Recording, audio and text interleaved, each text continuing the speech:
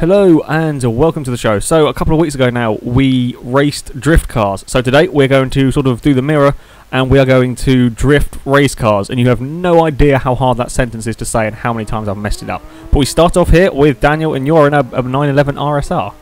Yes, I do. I have the Porsche 911 American Le Mans Series Team Falcon Racing thingy. And it's difficult, I think is the word. As you can see here, I'm failing quite a lot. Well, yeah. And I sort of tap the wall. So close to the wall. Incredibly difficult. It is incredibly difficult.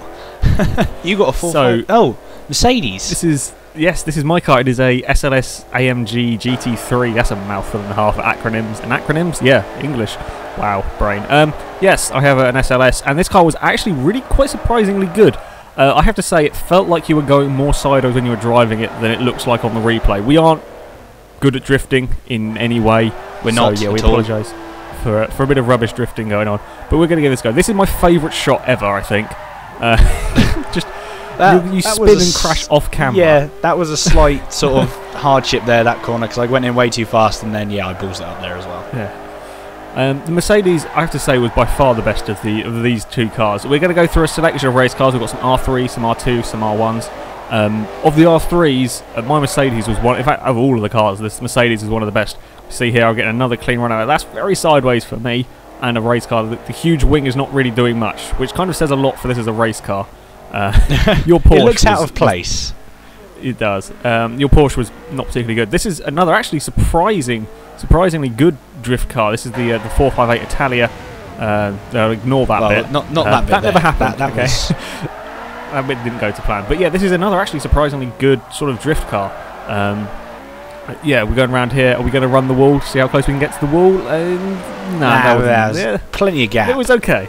This is your go-kart. This is. I have just an old classic Ferrari, and as Alex said, it is just a go-kart with a ridiculously powerful engine. It is a handful though, because it weighs like nothing. And as you can see, the tyres are ridiculously wide, but it still has no grip at all. Yeah, we'll go back to a bit of more of the 458. This car, it was good fun actually. It was surprisingly easy to drift. I wouldn't want to race this car, seeing how easy this was to drift. In general, if it's easy to drift, it's probably not a particularly good race car. But there we go.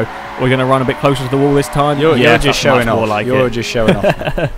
So yeah, it was good fun actually in that 458. And your go-kart is having all sorts of problems doing this. After a couple of runs, I was sort of getting it, and then I just sort of didn't. But I sort of carried on regardless. Yeah, you can tell it's a very old car because there is no grip at all, no matter what speed you go at. May have damaged quite an expensive car there, but edit that out. That's fine. Right, this is the next car I've got. I have got a Pagani Zonda R. This is R2. Obviously, this is their ridiculously fast version of the Zonda, which has now been replaced by the whatever that is. Yeah, and this, I have gone off the track a tad. This was surprisingly good, actually.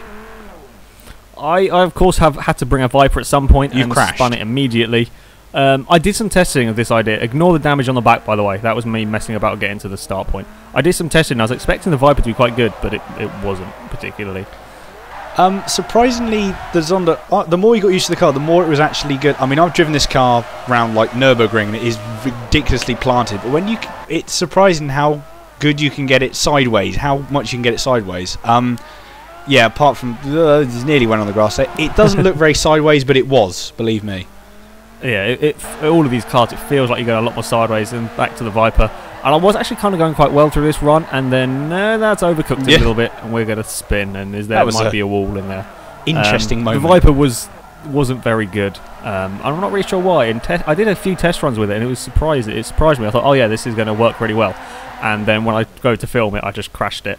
Up next was another choice from R2. It is a Honda NSX Super GT, or whatever the hell they race these in. This was actually a very good drift car. I just didn't drive it particularly well in filming again. Yeah, this has a humongous amount of downforce when you race one of these, but it was surprisingly good at drifting, even if I did balls it up apart through from that there. bit there. Yeah, ignore that bit there. Your Radical was This is what I've got. I have been a bit mental and bought a Radical, which, as you can see, I'm just sort of spinning very, very much. Yes, this is just insanely hard to drift.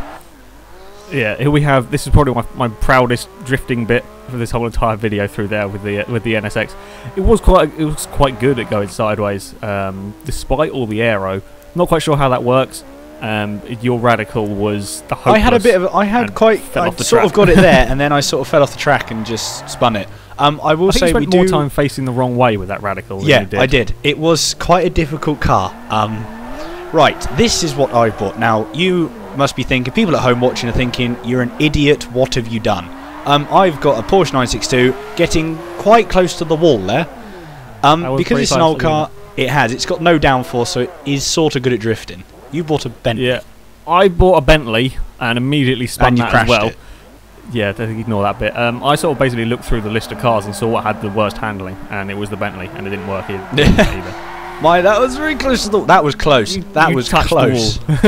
I did. If you actually listened to the replay, you did touch the wall, but it was so faint you barely noticed it. The Bentley was kind of not going very well. Going around the last... It kind of sort of works, but the minute you start getting it sideways, the way these cars work, it just sort of flung it around and spun you out. So yeah, don't try and drift a R1 Bentley. In fact, don't try and drift any R1 cars. No, they don't work. Of course, the cars that do work fantastically for this are the V8 supercars. I'm driving Shane van Gisbergen's car here, and if any of you V8 supercar fans, you will know that this is how this car is meant to be driven. It's how he always drives it. These are utterly fantastic for drifting. It really surprised me quite how easy they are to control. Are we going to run the wall? Yes, we are. How close can we get? That's close. That is very close to the wall for me there. Yeah, these cars are fantastic for this. These cars are absolutely brilliant. I'm driving Jamie Whincup's car from the 2011 season. I've done my own little paint here for the newish one. But yeah, these cars are absolutely amazing, and I genuinely loved. These cars are so fun. I mean, when you race them, you still drift. There's no sort of comparison difference between racing them and drifting. That was close to the wall as well. That was pretty close as well. I'll give you credit for that one.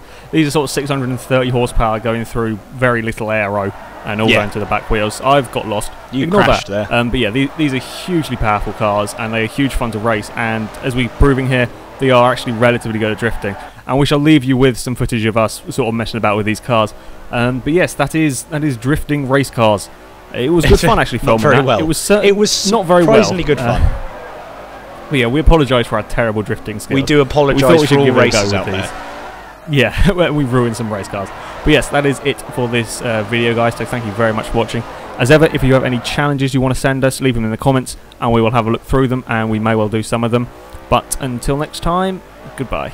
Whee!